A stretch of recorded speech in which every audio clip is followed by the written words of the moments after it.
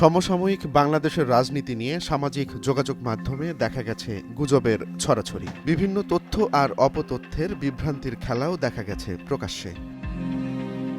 সাম্প্রতিক সময়ে ফেসবুকে ছড়িয়ে পড়েছে একটি ভিডিও, যেখানে দাবি করা হচ্ছে সাবেক প্রধানমন্ত্রী শেখ হাসিনা কলকাতায় গোপনে বৈঠক করেছেন মার্কিন গোয়েন্দা প্রধান তুলসী গ্যাবার্ডের সঙ্গে। এমন তথ্য আসলে কতটুকু সত্য, নাকি এটি শুধুই সাজানো গল্প বা গুজব?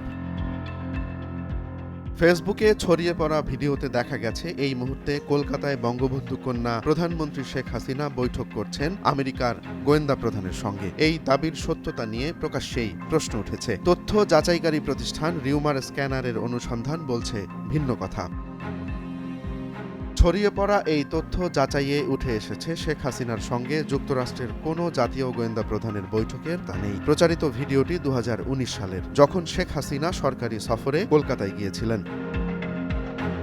স্ট্রিং নিউজ নামক ইউটিউব চ্যানেলের 2019 সালের একটি ভিডিওতে দেখা যায় একই দৃশ্য তখনও প্রচার করা হয়েছিল। এছাড়া 71 টিভির একটি প্রতিবেদনে শেখ হাসিনার সেই সফরের বিস্তারিত উঠে আসে, যেখানে তার পরিহিত শাড়িও মিলে যায় বর্তমানে ভাইরাল হওয়া ভিডিওটির সঙ্গে। 2019 সালের 22 নভেম্বর ভারতের প্রধানমন্ত্রী নরেন্দ্র মোদী ও ক্রিকেট বোর্ডের সভাপতি সৌরভ গাঙ্গুলির আমন্ত্রণে দিবারাত্রির টেস্ট ম্যাচের উদ্বোধনী অনুষ্ঠানে যোগ দিতে কলকাতায় যান তখনকার প্রধানমন্ত্রী শেখ হাসিনা। কিন্তু ওই সময়ে কোনো মার্কিন গোয়েন্দা প্রধানের সঙ্গে শেখ হাসিনা বা তার দলের কারোর বৈঠকের কোনো তথ্য পাওয়া যায়নি।